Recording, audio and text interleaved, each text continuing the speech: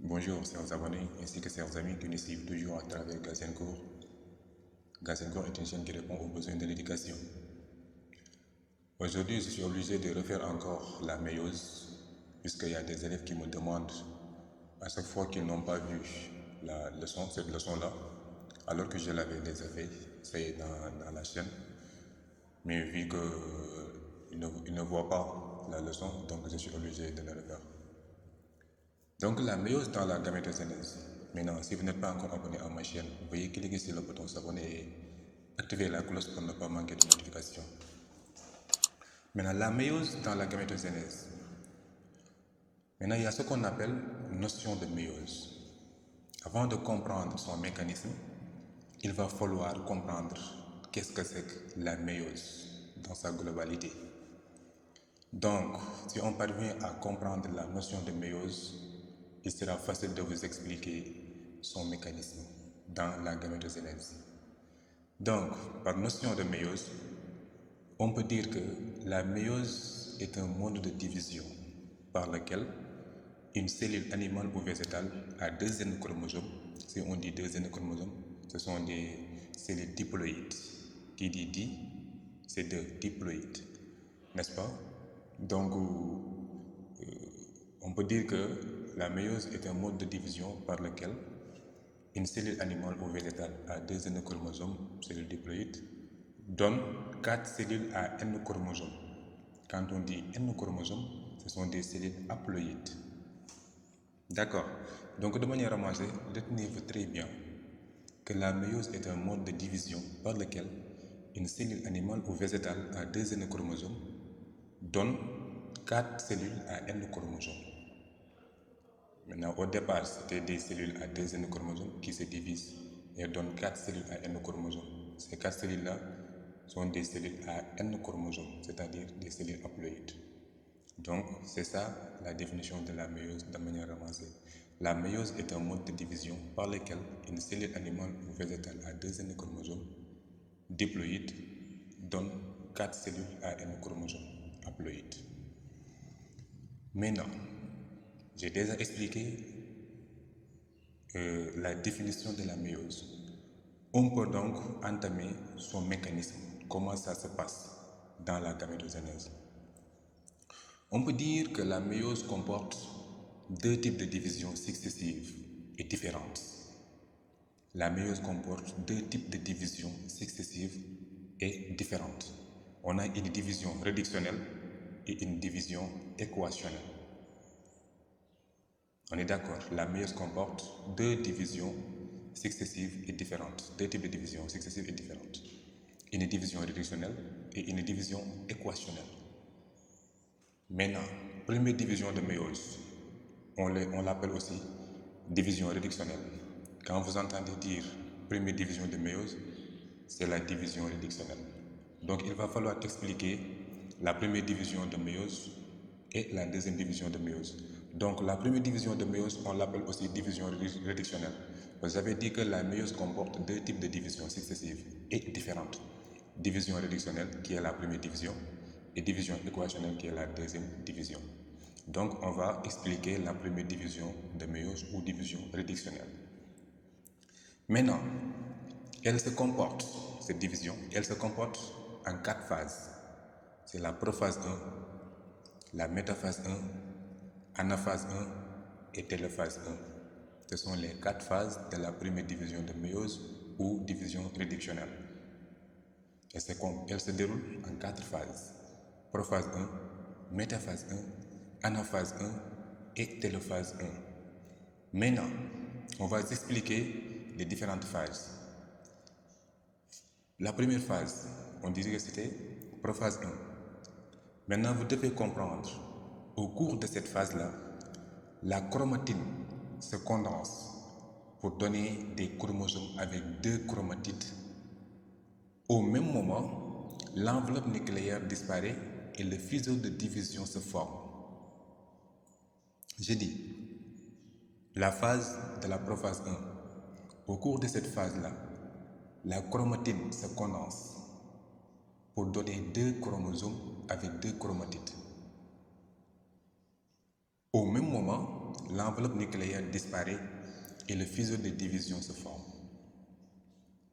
Les chromosomes homologues s'apparient et forment des bivalents ou tétrades de chromatides.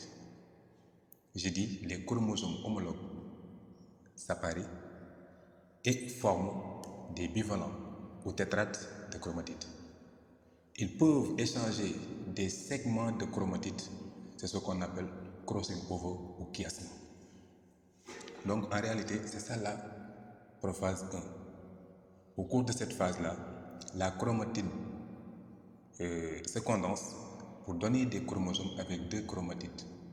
Au même moment, l'enveloppe nucléaire disparaît et le fuseau de division se forme.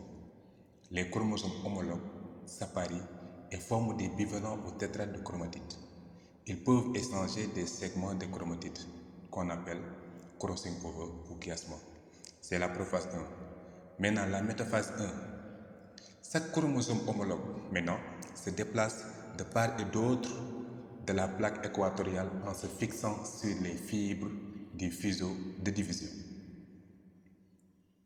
J'ai dit, métaphase 1. Chaque chromosome homologue se place de part et d'autre de la plaque équatoriale en se fixant sur les fibres du fuseau de division.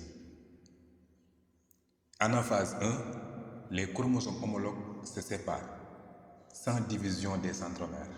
N'oublie pas, les chromosomes homologues se séparent sans division des centromères et migrent vers chaque pôle, suite au raccourcissement des fibres du fuseau de division.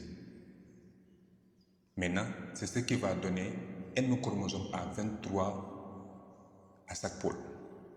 J'ai dit, les chromosomes homologues se séparent sans division des centromères et migrent vers chaque pôle suite au raccourcissement des fibres du fuseau de division, ce qui donne N chromosomes, c'est-à-dire 23 à chaque pôle. C'est ça l'anaphase 1. Maintenant, la télophase, qui est la dernière phase de la première division de méiose, division du cytoplasme pour donner deux cellules haploïdes à N chromosomes et formation d'un autre fuseau de division dans chaque cellule.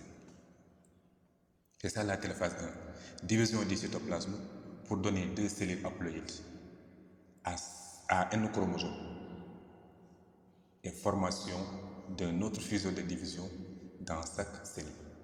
C'est ça la première division de méiose, aussi appelée division réductionnelle.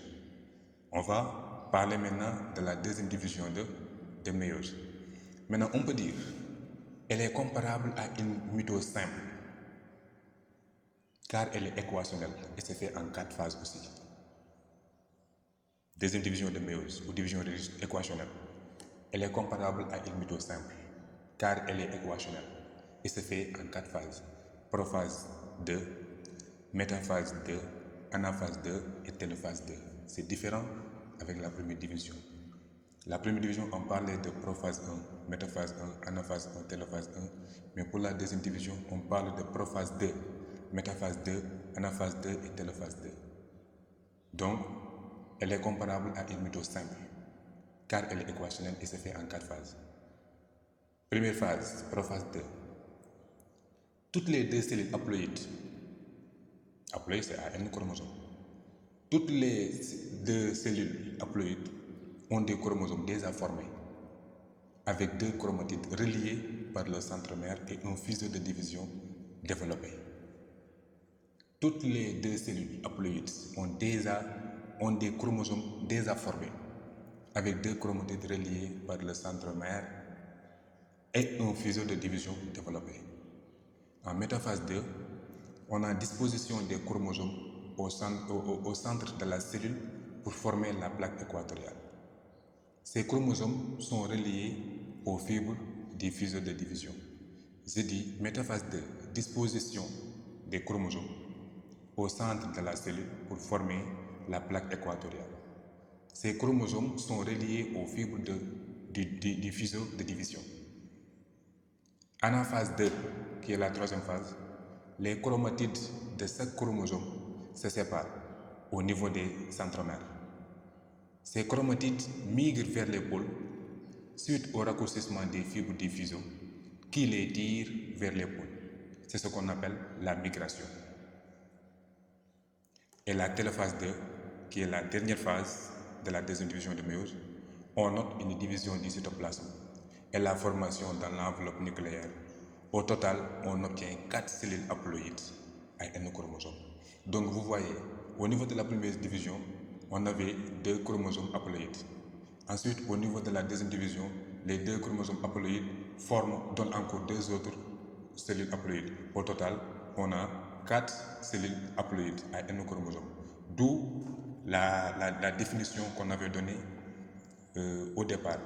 On disait que la méiose est un mode de division par lequel une cellule animale ou végétale à 2 N chromosomes, cellules diploïdes, donne 4 cellules à N chromosomes. Donc vous voyez, après la deuxième division de méiose, on a 4 cellules haploïdes.